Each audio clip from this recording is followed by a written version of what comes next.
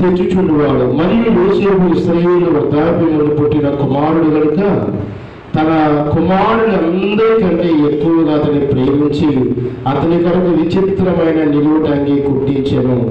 ఇప్పుడు 4వ వచనం కూడా చదువు చూడండి. అతని సహోదరులు తమ తండ్రి అతనిని అందరికంటే ఎక్కువగా ప్రేమించడం చూచినప్పుడు వారు అతని మీద పగపట్టి, మాట అండర్లైన్ చేసుకోండి, పగపట్టి చేసుకున్నారా? ఆ మాట మీ దగ్గర పెన్ మాట అండర్లైన్ చేసుకోండి. అతనిని క్షేమ సమాచారం అడుగుగా పోయి యోసేపు ఒక కనకని తన సహోదరులతో అది తెలియజెప్పగా వారు అతని మీద చెప్పండి మరి పగపట్టింది. అతడు వారిని చూసి, నేను కనిన ఈ కళను మీరు దయచేసి వినుడి. అదేమనగా మనము చేనులో పనులు కట్టుచుంటిని, నా పనులు లేచి నిలిచి ఉండగా నీ పనులు నా పనులను చుట్టుకొని నా పనులకు సాష్టాంగ పడినని చెప్పినావు. అందుకు అతని సహోదరులు, నీవు నిశ్చయంగా ఉన్న ఏదవా, మా మీద నీవు అధికారం వలదువా అని అతనితో చెప్పి అతని కళను బట్టి అతని మాటలను బట్టి అతని మీద మరింత పగపట్టింది. అతనికి ఒక కలగడి తన సహోదరులకు తెలియచేసి, ఇదిగో నేను మరి ఒక కలగంటిని, అందులో సూర్య చంద్రుడు 11 నక్షత్రములు నాకు సాష్టాంగపడినని చెప్పాను. అతడు తన తండ్రితోనో తన సహోదరులతోనో అది తెలియచెప్పినప్పుడు అతని తండ్రి అతనితో, నీవు కనిన ఈ కళ ఏమిటి? నేను నీ తల్లియు నీ సహోదరుడు నిశ్చయముగా వచ్చి నీకు సాష్టాంగ పడుదుమని అతని గద్దించను.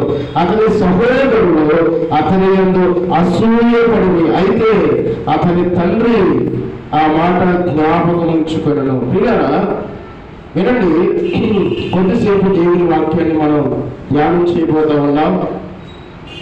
ఈ పరిశుద్ధ గ్రంథంలో రాయబడిన ఈ భక్తుడి జీవితాన్ని మనం గమనించినట్లయితే, ఈ లోకంలో మనం జీవిస్తూ ఉండగా ఏదో సందర్భంలో ఎదురైన ఆ జీవిత విధానం మనకు కనబడుతూ ఉంటది. ఏంటి జీవిత విధానం అంటే, ఒక తండ్రికి 12 మంది కుమారులు ఉన్నారు. ఎంతమంది ఉన్నారు చెప్పండి? 12 మంది కుమారులు ఉన్నారు.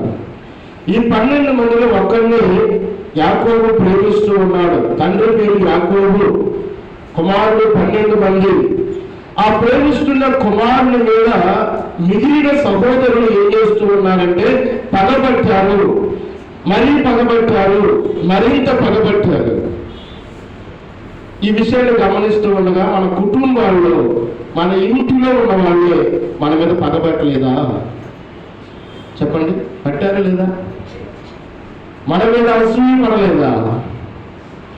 కొన్నిసార్లు మనం నివసిస్తున్న మన గృహంలోనే చెల్లి అవ్వచ్చు, అక్క అవ్వచ్చు, అన్నయ్య అవ్వచ్చు, తమ్ముడు అవ్వచ్చు, తండ్రి అవ్వచ్చు, తల్లి అవ్వచ్చు, మన మీద పగబట్టిన వారు లేదా?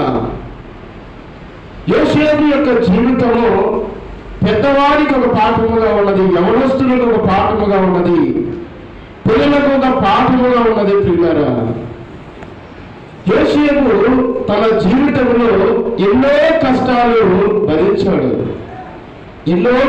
భరించాడు కానీ దేవుణ్ణి విడిచిపెట్టిన వాడు కాదు, దేవుణ్ణి దూరం చేసుకున్న వాడు కాదు యోసేపు. అయితే ఒక రోజు ఏం జరిగిందంటే, కళ వచ్చింది, 2 కళలు వచ్చాయి. 2 కళలు అన్నంతో చెప్పాడు. కళలు చెప్పిన తర్వాత వారు పగబట్టారు, మరింత పగబట్టారు, అసూయ పడ్డారు. ఎవరి మీద? తమ్ముడి మీద. ఎందుకు? వాళ్ళందరికీ ఒక రకమైన బట్టలు ఉంటే ఇతర బట్టలు అలాంటివి విచిత్రమైన నిలువుటంగి అని చూస్తూ ఉన్నాము. యాకోబు తన కుమారుడైన యోసేపును ఎంతో ప్రేమిస్తూ ఉన్నాడు. కొన్నిసార్లు కుటుంబాలు ఈ వ్యత్యాసం మనకి కనబడుతూ ఉంటది. తల్లిదండ్రులు పిల్లలను ప్రేమించే విధానంలో కొంత వ్యత్యాసం ఉంటుంది. మన పోలికలో మనకలా ఉండేవాళ్ళు, మనకలా మాట్లాడేవాళ్ళు, మనలాగా ఉండేవాళ్ళు మనం ఎక్కువగా ప్రేమిస్తాం. మన మాట వినేవాళ్ళు ఎక్కువగా ప్రేమిస్తూ ఉంటాం. ఇలాంటి వ్యత్యాసం కనబడుతూ ఉంటుంది.